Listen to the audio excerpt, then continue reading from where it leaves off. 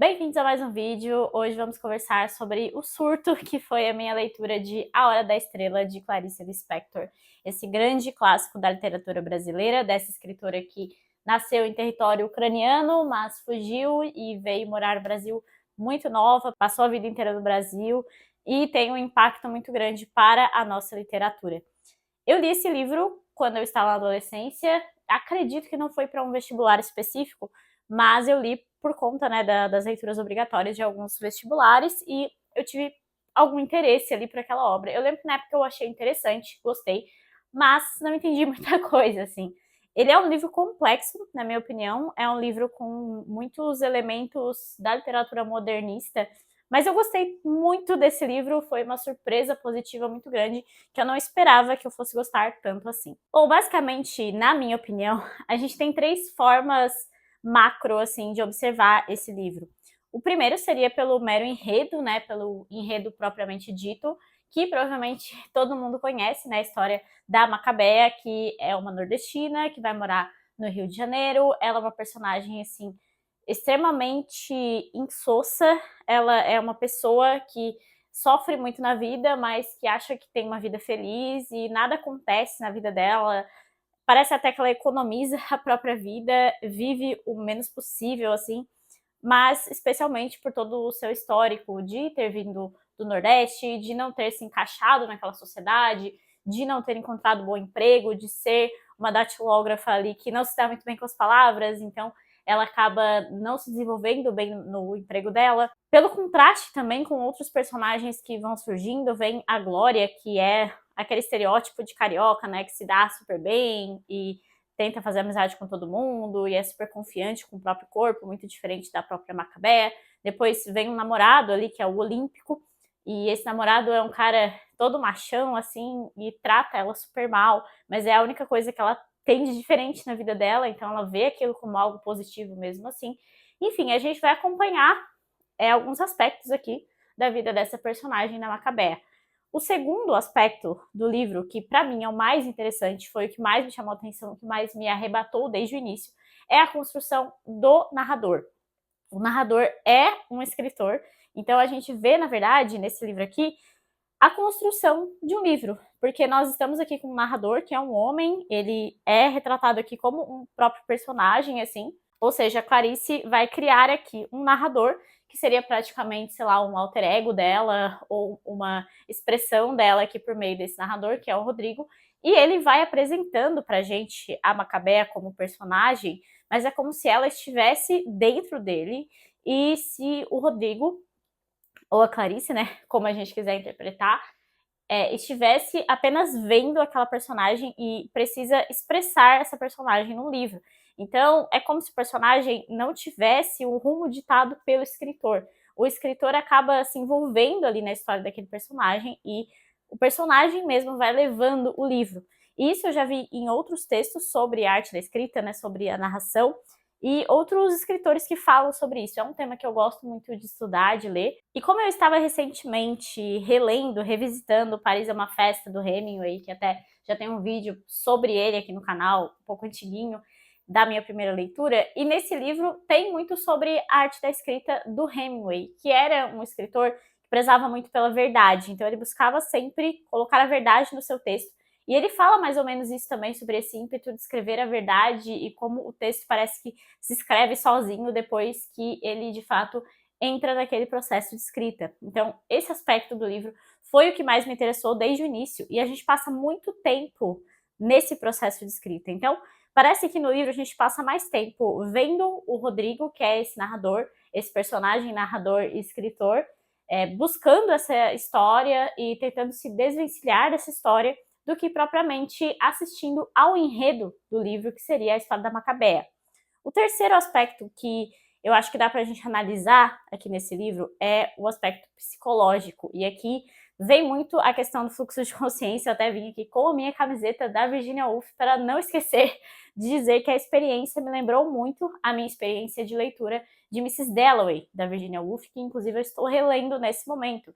E o fluxo de consciência da Virginia é muito nítido de você ver assim que você está andando e tem alguns personagens sendo apresentados e você vai pulando em cada mente de cada personagem. É uma coisa que a gente até fica um pouco confuso, assim, algumas pessoas não gostam do fluxo de consciência, até por essa dificuldade inicial, mas eu lembro que isso me envolveu muito e eu gostei muito. Só que na Clarice, parece, especialmente nesse livro, que é o meu único contato com ela, que ao invés da gente pular de cada mente de cada personagem, a gente entra na nossa própria mente, ou o próprio narrador aqui, que é o Rodrigo, né, esse escritor, ele está entrando na própria mente. É uma coisa muito mais introspectiva, é até difícil de explicar, mas o pensamento desordenado do narrador, que é o Rodrigo, e que vai narrando todas essas coisas e as sensações e os pensamentos dele, até em relação à própria Macabea, me chamaram muita atenção por essa introspecção, por esse romance psicológico que a Clarice consegue colocar aqui. Então é como se fosse ter nessa obra, em A Hora da Estrela, 3 livros diferentes, 3 formas diferentes de ler esse livro, sendo que a que mais me chama a atenção é essa arte da escrita que a Clarice narra aqui para nós. Além desses 3 aspectos, claro que tem toda a questão do enredo mesmo da Macabea, que é uma história muito famosa, que virou filme e sempre tem bastante estudo sobre a interpretação dessa história. Então isso também tem um grande peso aqui, né? Especialmente quando a gente pensa na Clarice Lispector como uma pessoa que nasceu em território ucraniano, então ela vem para o Brasil por conta da perseguição contra os judeus, ela é de família judia, então ela tem toda essa coisa de ser uma pessoa fora do seu contexto inicial, ela também é uma outsider, digamos assim.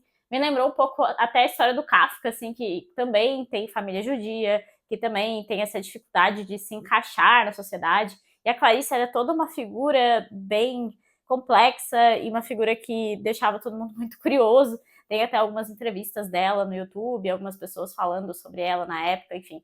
Ela é uma figura muito interessante também. E alguns desses aspectos autobiográficos da Clarice estão nesse livro, tanto que no pós-fácil, no texto aqui da minha edição, que é a edição mais simples do mercado, bem baratinha, fácil de encontrar, que se chama Intersecções Realidade e Ficção, escrito pelo Paulo Gurgel Valente. Ele conta aqui sobre algumas referências que a gente pode pegar no texto, por exemplo, o nome dos personagens, porque nós temos aqui a Macabea, que vem então do povo macabeu, que era um povo judeu, né, da época antes de Cristo ainda, enquanto que o namorado dela se chama Olímpico, sendo que os gregos perseguiam, na época, os macabeus por questões religiosas, por motivos religiosos. Então tem alguns aspectos aqui que a gente pode ir puxando e trazendo algumas interpretações. Além disso, na época, a Clarice sofreu algumas críticas por não ter uma literatura de posicionamento político, de se posicionar contra as questões sociais da época e de crítica à época.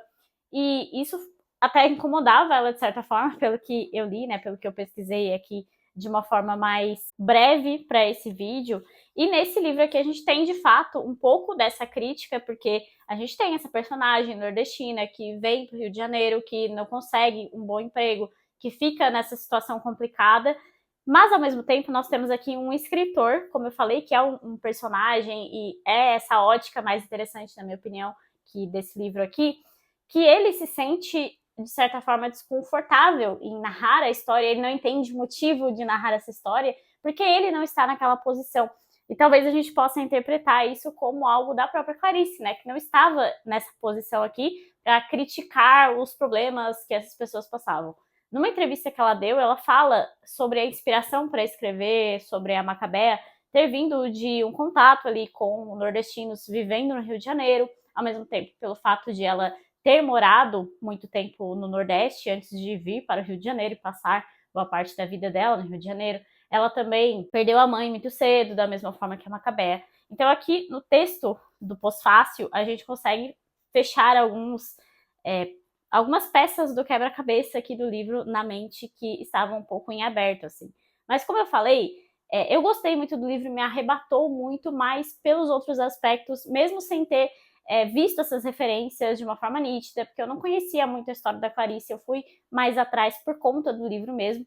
Então o que eu gostei foi esse aspecto que não precisa ir atrás de grandes referências para entender, que é essa profundidade psicológica e essa arte de narrar que a Clarice vai colocar aqui.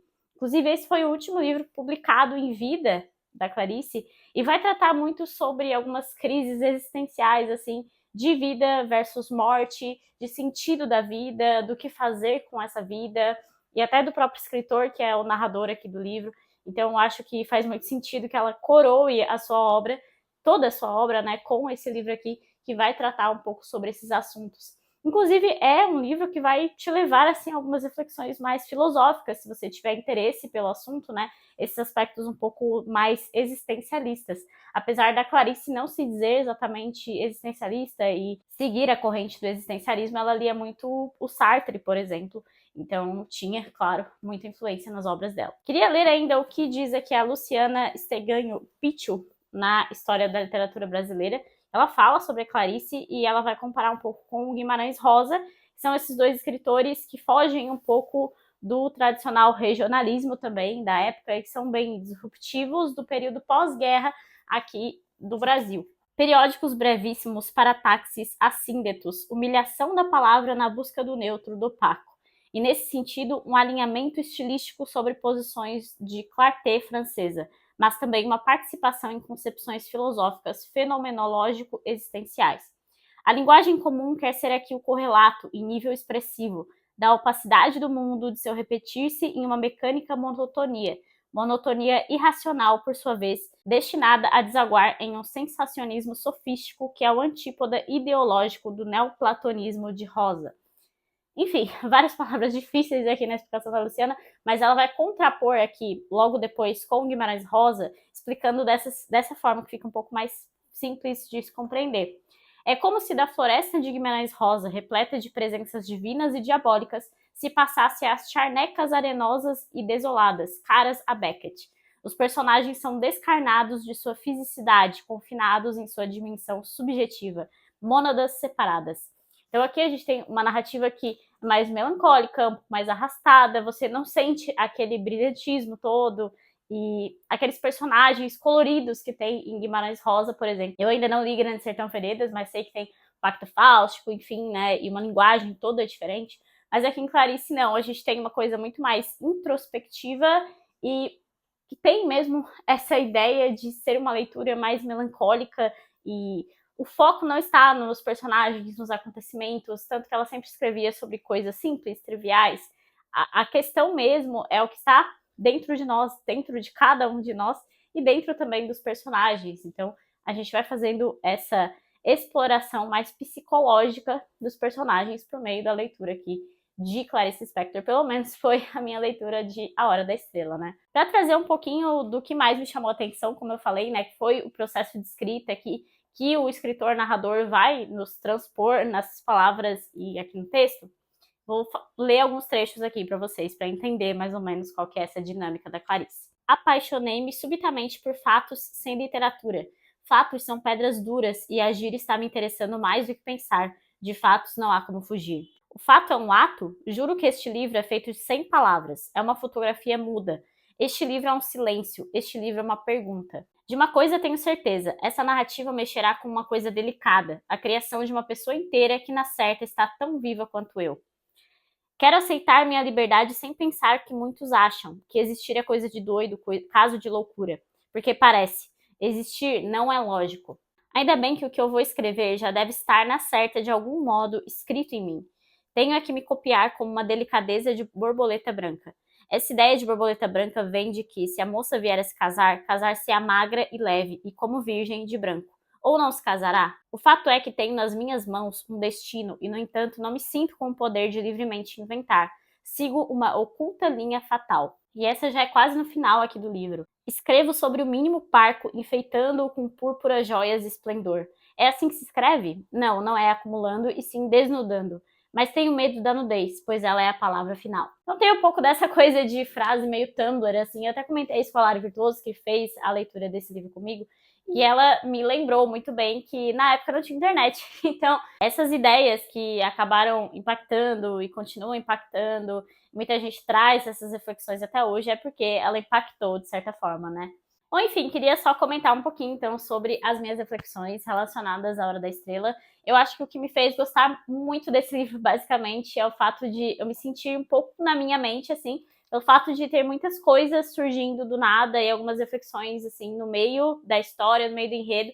E isso é uma coisa que eu gosto bastante, mesmo sendo algo mais modernista, né? Tanto que tem aí o Fluxo de Consciência, que é muito famoso justamente pelos escritores modernistas. Nesse momento vocês podem acompanhar meu gato tentando pegar o meu bonequinho do Melville aqui em cima na minha estante. Tá difícil? É que não é pra você pegar mesmo. Enfim, fica aqui a recomendação para que vocês leiam esse livro.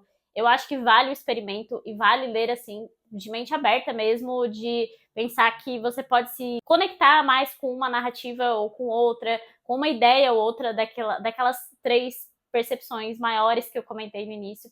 E se vocês gostaram aqui desse vídeo, deixe uma curtida, deixe os comentários, lembre de se inscrever no canal, que isso me ajuda bastante. E até o próximo vídeo.